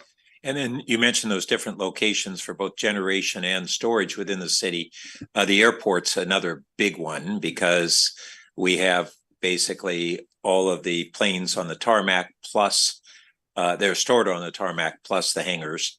And I don't know if Andy and Brad in Public Works have talked with you, but our airport has been approached by a consortium of companies that are involved in sustainable airport movement, and in particular, primarily electrification. And they think we are really a prime candidate for a model there. And now in that case, a lot of that energy that's generated there would be consumed there. But I just wanted to, either way, it becomes part of our modeling. And if that happens, it's not insignificant. It's not as big as the data centers, but part of the configuration. Okay. And then with what we're projecting here for additional solar, do we expect that the CEC is going to have any problem with utilities like us adding more central solar when we're already entering a period where we might be in surplus in the state, given the duck curve?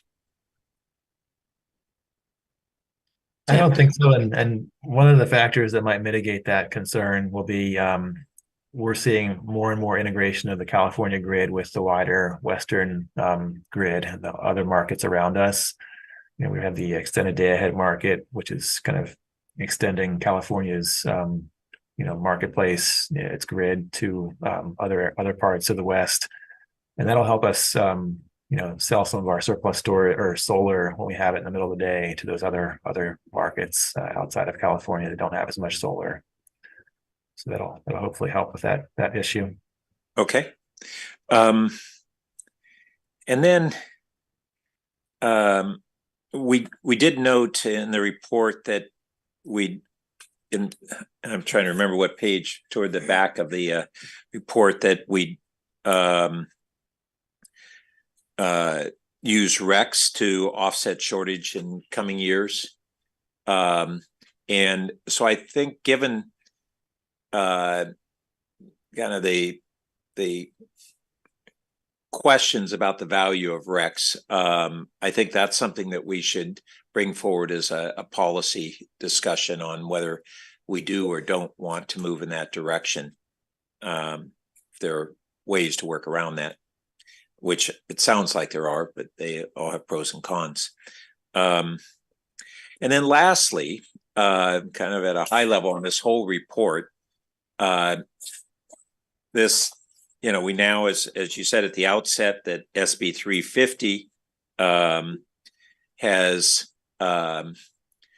mandated this report with both the kind of the structure and the content has to be there, and then hitting certain minimum standards that the state is now setting, whereas we were doing our own long-term plan on our own previously. But there are parts of this report that look like it meets well the state mandate, but we may be moving in some more aggressive directions and different ways than what's in this report. Can you speak to what extent is this report really, it has value, but it's also being structured in response to the state versus what we're developing on our own reliability and resiliency plan? Yeah, that's an excellent point.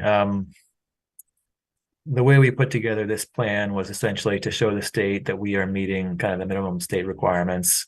We were a little bit, leery of putting in our, super aggressive SCAP goals for 2030 into this plan, out of fear that the state might see that and then kind of, hold us to those, or it just kind of gives us less flexibility going forward if we were to, if something happens and we change direction. This is designed as sort of ensuring that we're complying with the minimum state guidelines report more than a real reflection of exactly how we're hoping to progress in meeting our more ambitious internal targets going forward. Okay, that's reassuring. I had concerns, but I kind of thought that might be the case.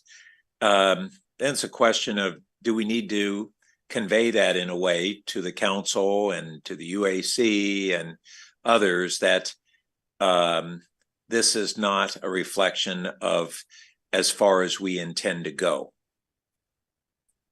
Yeah, I think that's a good point. We can incorporate that sort of a message. Okay. Yep.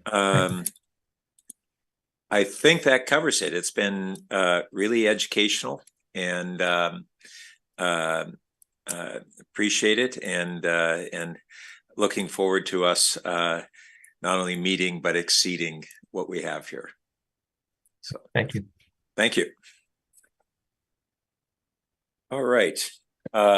So that concludes item number one. Chair? Oh, no, I'm sorry. We have to make a recommendation. So, Chair, I'll just Yeah. state for the record that there's no request to speak for this item. oh, thank you. Oh, did you for this item? Oh, you submitted for item number 2, the fire item? Both 1 and 2. I submitted 2 cards. Oh, okay.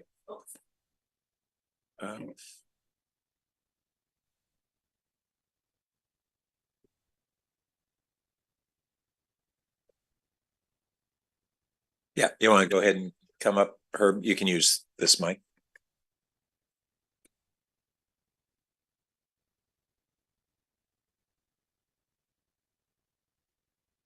Comments. Thank you. I have 2 brief comments. The first may have been covered already, and that regards the remote participation of a committee member. Now, I'm not familiar with any changes to the law with any urgency legislation that's been passed, but as I understand the Brown Act, you can have remote participation only if that fact is included in the public agenda posting, and there hasn't been such indication on either the online or the official posting outside. In the case of a regular meeting of a body, that's 72 hours beforehand. Just to, if that's your issue, I'd encourage you to see if our city clerk's department can update you on the changes in the state law that have been enacted. Okay, I'd say it would have to be an urgency statute, because otherwise it wouldn't be effective till the first of the year. I don't know. Yeah, no, I appreciate it. But you said there'd been change. Yeah. Yeah, thank you for that. It's happened. The second item is the relationship between this item and the next one, and that is for such things as data centers, making predictions, and this agenda item for electricity use, but they're also potential customers of a fiber to the home, and they're large users, and predictions or forecasts about revenue and expenses on fiber are going to depend upon, in part, on how accurate predictions are about uses, electricity uses that require that system. And if they're off, then so would be the use of that data in the fiber project. Thank you. Thank you. So now we'll entertain a motion based on the staff recommendations. I'll move the staff recommendation then, which is 2 parts: approving the 2023 integrated resource plan for electricity, and second, approving the IRP objective and strategies to guide further analysis and decisions. These are recommendations of the Finance Committee to the City Council. Second? Oh, sorry. All right. You want to call the roll? Chair Burt, Yes. Vice Mayor Snow, Yes. Councilmember Lifcott Hames. Yes. The motion carries. Thank you. Well done. All right. Thank you, everyone. Chair, Yes. as a matter of personal privilege, I would just like to respond to the prior question made by the member of the public Sure. about the legitimacy of my participating remotely. I have in front of me our City Council Procedures and Protocols Handbook, and I am reading from page 12. And I'm just doing this because I think it's important for the public to have an answer to that question. So briefly, Assembly Bill 2449 regarding remote attendance procedures. In 2022, the legislature adopted AB 2449, which amended the Brown Act to allow remote participation in certain narrow circumstances listed below without publishing the remote location on the meeting agenda and without providing public access from the remote location. Where the requirements of AB 2449 are met, a council member is not required to follow the procedures described. A council member may use AB 2449 if they either have just cause or emergency circumstances. And as I indicated at the start of this meeting, my just cause is that I have a contagious illness, COVID. So that is why I have elected to participate remotely rather than abrogate my duties to the city and not participate at all. So I hope that clears up the prior confusion. Thank you. Thank you. And so before moving on to item 2, why don't we take just a 5-minute break?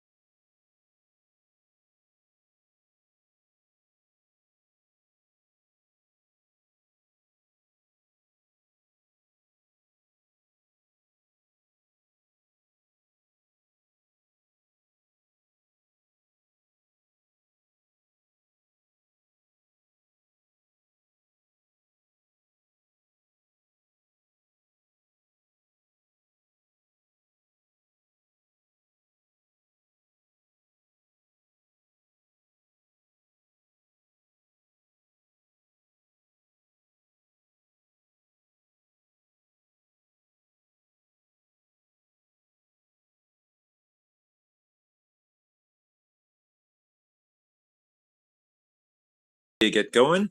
So we'll move on to item number 2, which is discussion and update of the Palo Alto Fiber expansion plan and construction alignment with the electric grid modernization.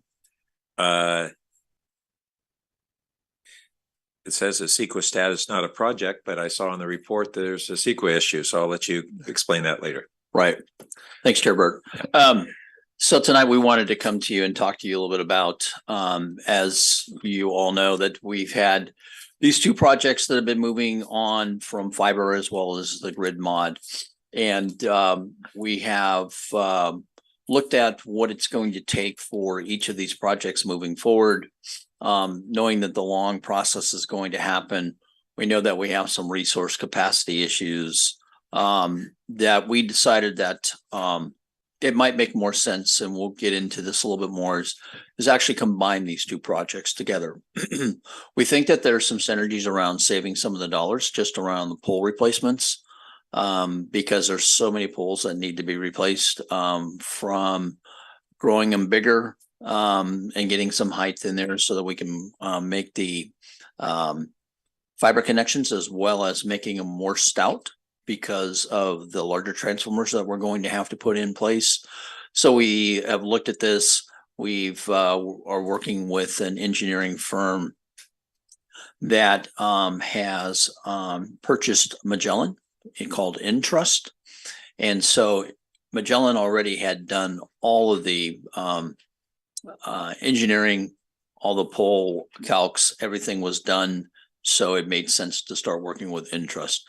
So I'm going to turn it over to Dave Yen, who is our strategic manager for the utilities, and there's some other members of the utility staff online, and we'll walk you through this presentation, and we'll be more than glad to answer any of your questions.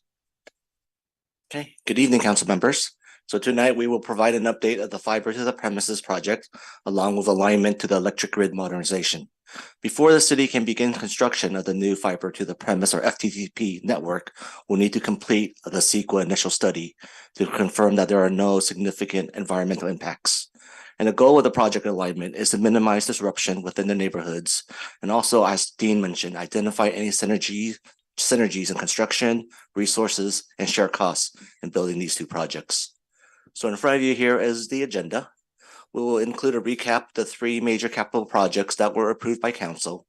We will provide updates on some major checkpoints or milestones that we need to achieve prior to construction, which includes engineering design and construction sequencing for both power and telecom, the CEQA initial study, joint pole coordination with AT&T, and some amendments to existing contracts. Next slide, please. So how do we get here?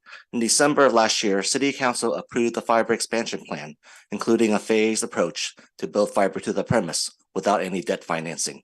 The fiber reserves has accumulated about $34 million in reserves from the dark fiber licensing business, where the city leases the conduit and fiber strands to businesses that require speed, security, and reliability in transferring large volumes of data, video, and voice. The businesses are responsible for providing their own equipment to light up the fiber or finding their own internet service provider if needed. Council approved building and reinvesting in a new fiber backbone throughout the city, and also investing the remaining $20 million in the first phase of fiber to the premise. In June of 2023, Council approved the electric grid modernization project to support the city's sustainability and climate action plan goal of 80% carbon reduction by 2030 of 1990 levels. In order to attain 100% electrification, the electric distribution system, including the poles, transformers, and wires, must all be upgraded to mitigate chances of overloading the system. Next slide, please. So here is a summary of the 3 major projects we're going to talk about tonight, including the costs, the estimated costs, the funding source, and the benefits of each of the projects. For the fiber backbone, the existing 144 strand fiber backbone is about 25 years old, and there are segments that are congested where we're not able to add new fiber connections. The new 432 fiber backbone is an investment for the city for over the next 50 years. It will serve utilities, public works, public safety, and other city departments, and provide us 3 times the capacity for future services. and it is also required to connect to the citywide fiber to the premise. For the fiber to the premise, the city did conduct a broadband survey and fiber deposit program in 2022. 3,600 customers responded, and over 740 deposits were submitted to show interest for city broadband. About 30% of the customers are currently dissatisfied with their internet service, and another 15% were neutral. We also discovered that 53% of the households subscribe only to streaming, meaning they don't subscribe to cable. Based on the results, we're projecting about 40% take rate of city broadband, whereas the break even to make it sustainable is between 25 and 30%. So similar to the city's other utilities, reliable, fast speed, affordable, and high bandwidth broadband could be considered as an essential utility service, as more households use the internet daily for video calls, remote learning, telemedicine, TV streaming, and virtual events. And finally, the grid modernization is a multi-phase and multi-year project. We will focus on the aerial construction areas first because they serve about 90% of residential units, and they are faster to upgrade than the underground areas because those require locating and trenching of underground facilities. The grid modernization project is both labor and material intensive, which requires engineering make-ready design of 6,000 poles, upgrading about 2,000 transformers, and replacing about 1,200 poles. Next slide. For the past several months, staff and consultants have been having discussions on how to best align fiber to the premise with grid mod. Given the delay in FTTP due to CEQA, staff believe there is an opportunity to align construction of the first phase of FTTP with grid mod to minimize community disruption. Otherwise, we would be entering customers' backyards multiple times through multiple months to perform independent work for each project. There could be joint pole savings, as Dean mentioned, if we're working on the poles together. There will definitely be better project coordination and less community disruption if we build power and telecom together. In addition, internal staffing will be more manageable if we combine the two projects because we don't have the internal resources to oversee 3 large electric and fiber projects that are in construction concurrently. For CEQA, we have hired Rincon consultants to perform the CEQA study. Rincon has conducted numerous CEQA studies for the city and throughout Santa Clara County. Based on the scope of the project, the city is anticipating either a negative declaration or mitigated negative declaration. The initial study will be an assessment of the aerial and underground fiber cables, fiber huts, underground vaults, above ground cabinets, and customer connections. The preliminary results of the CEQA initial study will be available in December. Over 5,500 of the 6,000 poles in the city are jointly owned with AT&T. The city and AT&T have operated under this joint pole agreement for over a century to manage pole replacements through the pole intent process. With the grid mod and fiber expansion project, the city will be touching almost every pole. This will probably increase the volume of pole replacements from approximately 100 a year to about 400 a year over the next 3 years. And the existing pole intent process is not equipped to handle this volume. The fiber expansion project will also require moving third-party facilities occupying city's communication space to accommodate for city fiber facilities. We are currently meeting with AT&T to discuss these coordination efforts. One potential improvement is to identify a third party approved by both sides to work on both AT&T and CPAU facilities for pole replacements, make-ready work, or inspection. We also evaluated becoming a member of the Northern California Joint Pole Association to help members coordinate activity and share the cost of utility poles. The city's main objective of joining the NCJPA is to streamline the pole intent process and building process, and also recover the fair share of AT&T's costs for joint poles being replaced. Based on their operations handbook, it does not seem that we will achieve either objective by becoming a member. There are more administrative steps, and it takes longer for the pole intent process. I think their guideline is like 45 days versus ours currently is a 10-day turnaround time. And in regards to the cost of the poles, they take the average cost of all the members, where we're trying to achieve the actual recovery at the full cost. So for those reasons, I think we will continue working with AT&T and amending that agreement. And finally, staff is recommending we leverage the existing on-call construction and engineering contracts to perform the engineering design, overhead and underground construction and installation for the pilot area, which consists of about 400 poles and 1,200 homes, or 7% of the total build. This will reduce the construction timeline by 6 to 9 months.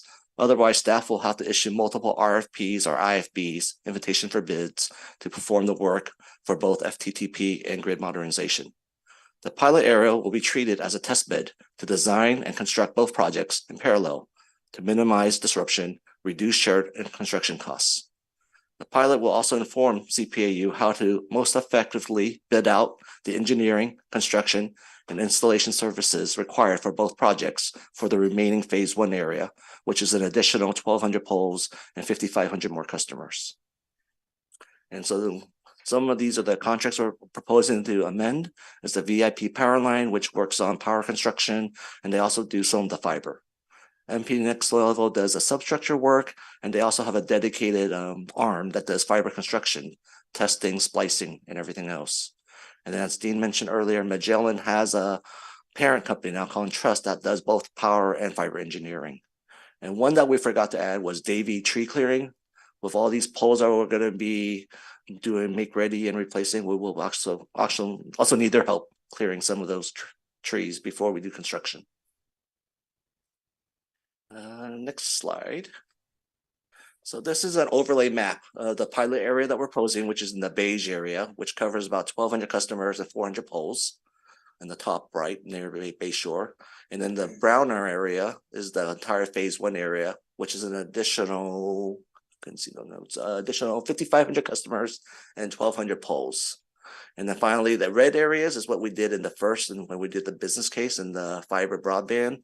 These are the areas of interest for FTTP, which shows lower construction costs, higher density, less competition, and higher customer interest. The pilot for the grid mod has been designed for several months because this is one of the remaining neighborhoods we need to convert the distribution system from 4 kV to 12 kV. About 80% of our distribution system has been converted to 12 kV already, which is why we need to upgrade the remaining 4 kV systems. 4 kV and 12 kV cannot be connected directly, so customers cannot be switched from one circuit to another during emergencies or transfer loads between the two. The fiber hut will be located near the Colorado substation along Bayshore. Based on the vicinity of the hut, and since it's predominantly aerial construction in the grid mod area, and timing of the CEQA study, it would make sense to align both projects. We need to build systematically from the fiber hut to the areas of higher interest on the west side. And then the first phase will also cover half of the remaining customers on the 4 kV. So that will bring up us from 80% to 90% on the 12 kV system. And the last slide is kind of a high level timeline of what we're expecting. There are lots of variables in here still. So for the pre-construction, we're hoping to get everything done by the first quarter of 2024, which is the aerial power make ready, ordering the materials, getting a CEQA approval, and then also getting the fiber hut platform lease built out. And then for construction, depending on if there's any delays in materials, we're hoping to have power be done by the Q2 actually of 2024. Worst case will be October. And for fiber, we'll follow right along after power is done. So we probably won't begin fiber until like Q3 at the earliest, and hopefully be done by the end of 2024. But again, depending on other conditions and materials and supply chain issues, it may get pushed out a little further. And other things we're also working on are building new systems to support the fiber to the premise business, operating support systems such as a fiber management system. Also, we'll also need like a CRM system to track customers and perspective. And we'll also have to start marketing events and like town hall meetings in neighborhoods to at least get the word out. And that is it. Thank you. Do we have any members of the public who want to speak? Chair, we had one request to speak, but he's not here right now. Okay, if he comes back, we'll give him an opportunity. All right, colleagues, questions, or Dean, did you have something? I just have one thing I wanted to add. So why did we pick the area? Why we picked? That probably might be a question from you. So that area, if we were able to blow that area up, it's close to Colorado, the main substation. And when we first looked at this, we were looking at 4 different hub sites throughout the city that we were going to put these hubs in. And we could not find any space on city properties. So we felt that we needed to put one in Colorado. So one of the hub sites is actually going to be at Colorado, which is adjacent to where this start is. And from a grid mod standpoint, this is one of the last system pieces that we have for kV. So it's a very 4,000 volt system. There's no way that we're going to be able to do electrification on that area.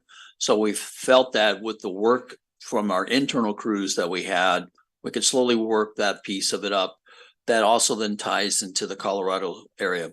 So that's why we chose that secondary area of where it is close to where we're going to be building the fiber hut, as well as Colorado being our main substation, and where we need to do our upgrades on the electric system.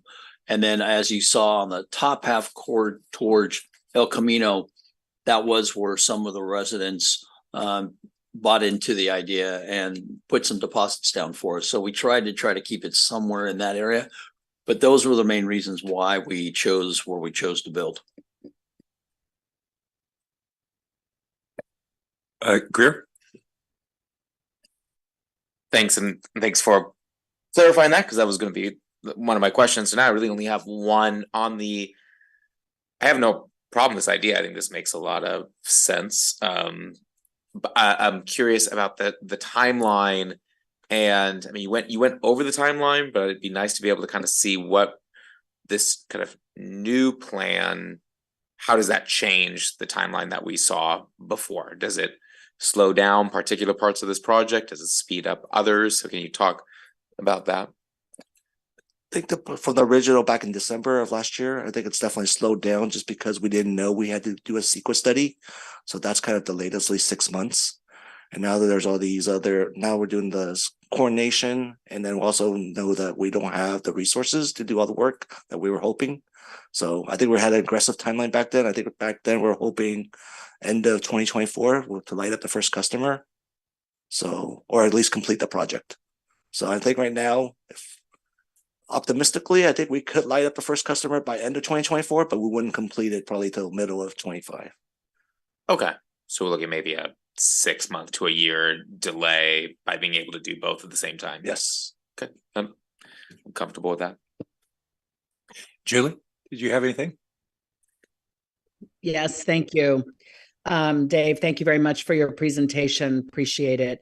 I want to just start with some praise for what I see as the tremendous capacity to layer different city projects on top of each other and to look for intersections and to avoid redundancy and to seek out opportunities for alignment with other utilities efforts and public works projects. It's just very cool to think at a big scale, like how you do all that. I'm continually impressed. And I think this is another example.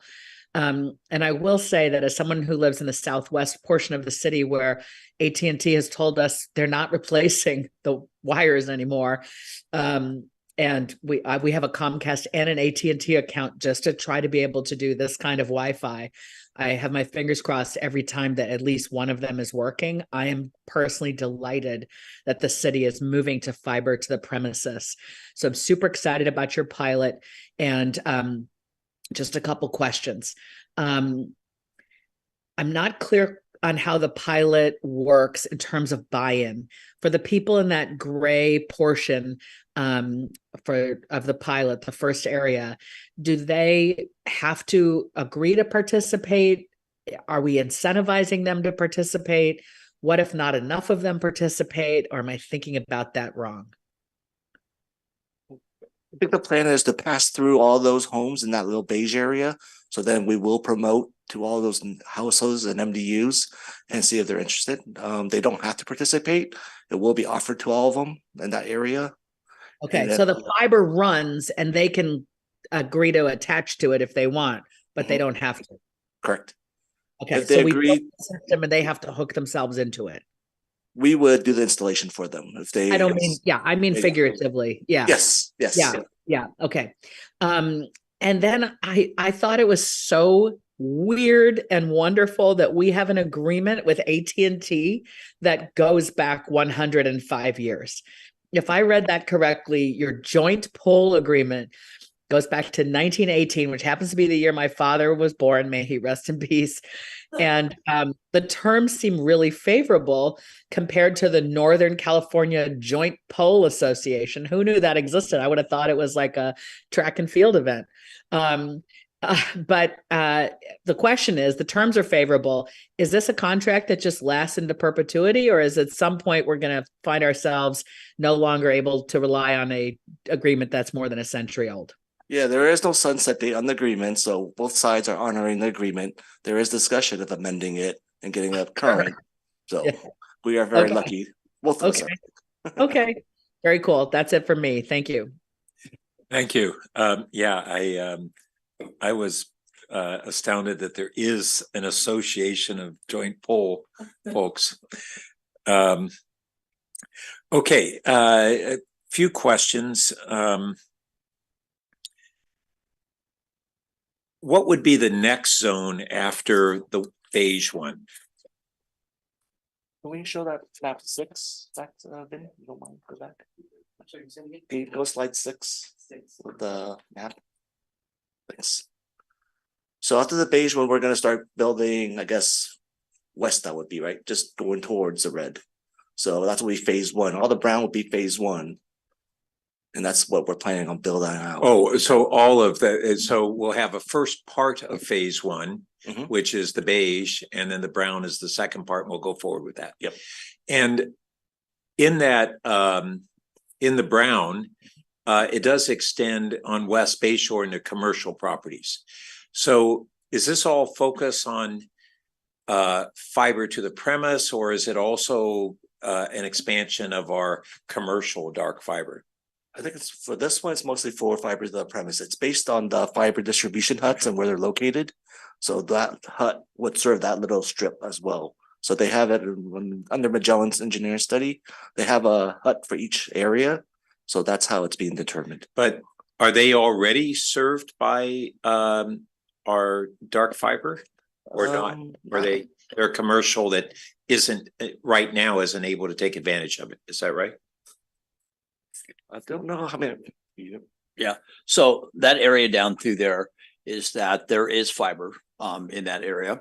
And that we think that we could do is that we can there's some smaller businesses in there and they're not really interested in the dark fiber.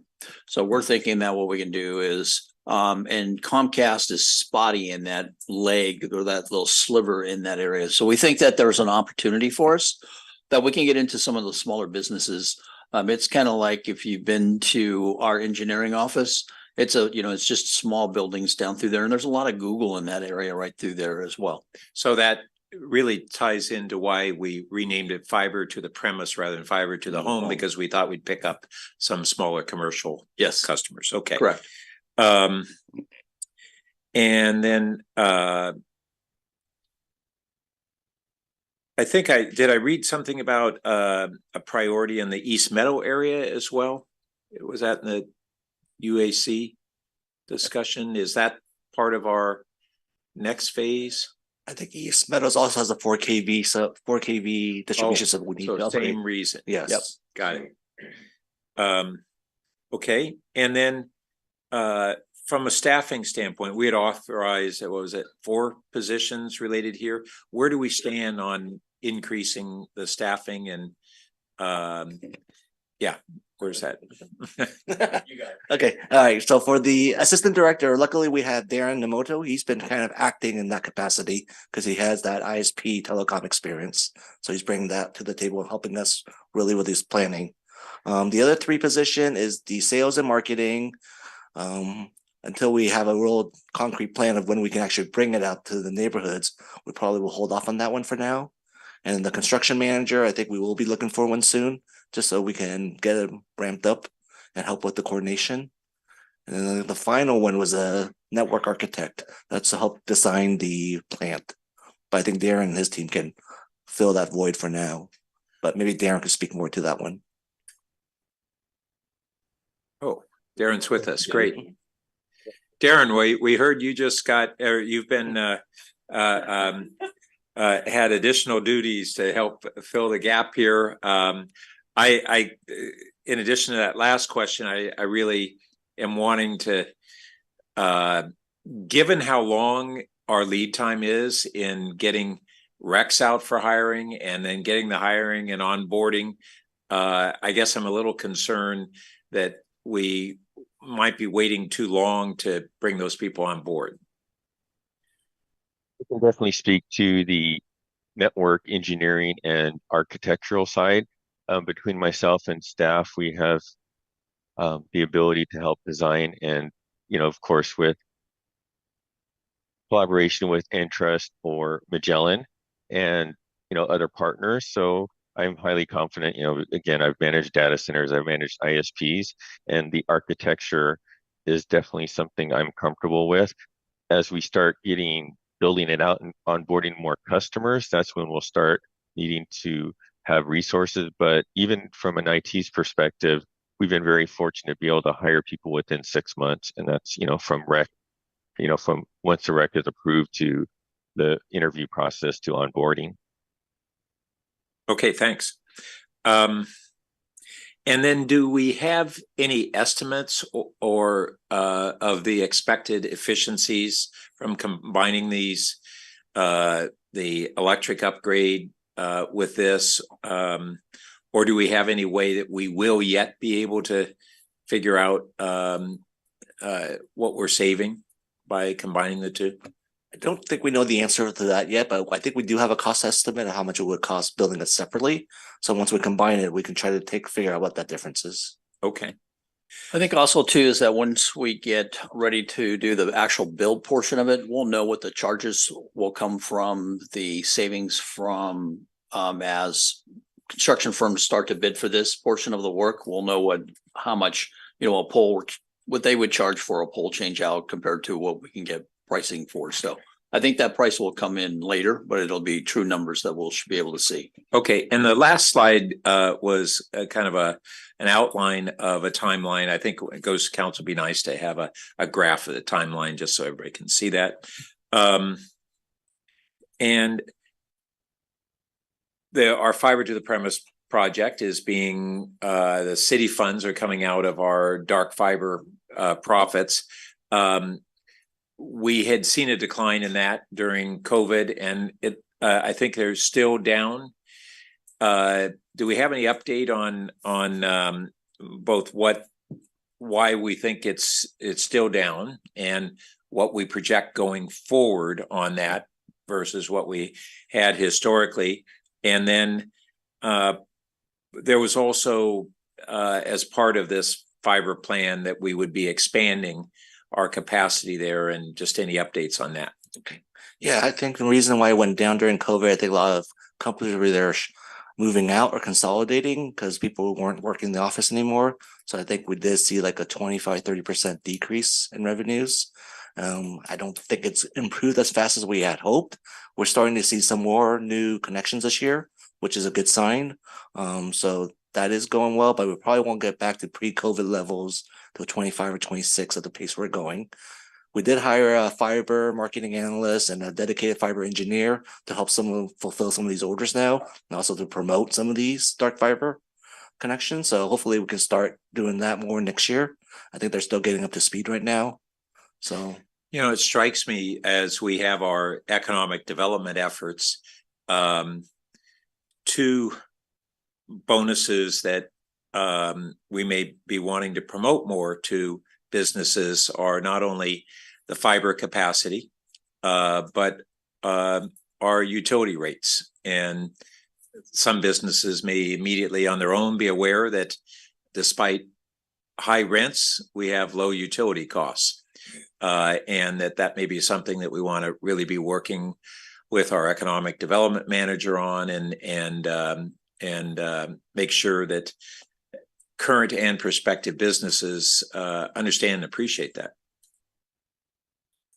I think we're also trying to work with our commercial electrification team and also promoting this along with some of the other programs they're promoting. Just to let them know we have both dark fiber and eventually ISP available. So we'll start at least putting the word out. Great. So, Greer, did you have something else? No.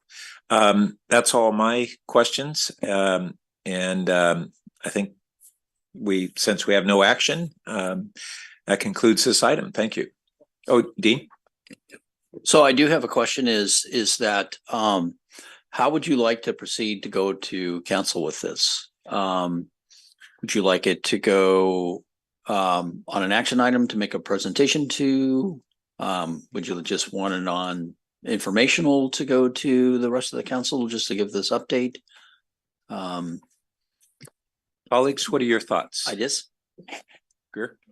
Oh, Go ahead. My thought was more, I think an informational report would be fine for now. And if there's sufficient interest from council members to then agendize it for action, is fine. I mean, as far as timeline goes, is there a concern that comes out as an informational report? There's concern, and then we have to agendize it, and that might delay it too much. No, see a lot of heads. I don't think so. I don't think so. I think that, if it even has to go after the first of the year, that's quite okay. We can get it in this year's packets as informational, and then see how the council feels if they like to pull it for some reason. Julie, your thoughts? Yeah, my thought is there's been some noise in the local newspapers about frustration with a perceived failure to continue an old priority of undergrounding electric. And there's the word on the street is that is not happening because we're now modernizing the grid, and that actually needs to take place above ground. It's cheaper to do it above ground. And then there's some notion that fiber is the new priority. So as a matter of public relations, it might be good to, I don't know, maybe, to take the opportunity to talk about fiber to the premises in a more public way, so that we can maybe provide a bit of an explanation for why the undergrounding is really an older priority that has yielded to, present concerns. If I may. Sure. So, Councilmember, I do hear the same concerns as you hear. And I have talked to the city manager, and the thought process is that after the first of the year, utilities is actually going to bring a report back to council and discuss this idea that we have kind of shut down the whole undergrounding process and that it's not a priority any longer. It is a priority, and we are still working with AT&T and Comcast to locate areas where they can still get some funding for. So we will be bringing a report to council on that. Right. Yeah, I was gonna say, David, go ahead. Herbert, you made a good point about the CEQA not being a CEQA, but it is. So those are reports that we said was not a CEQA project, but we are bringing a CEQA report probably back to council in the first quarter of next year. So maybe at that time we could present this and also the approval of the CEQA.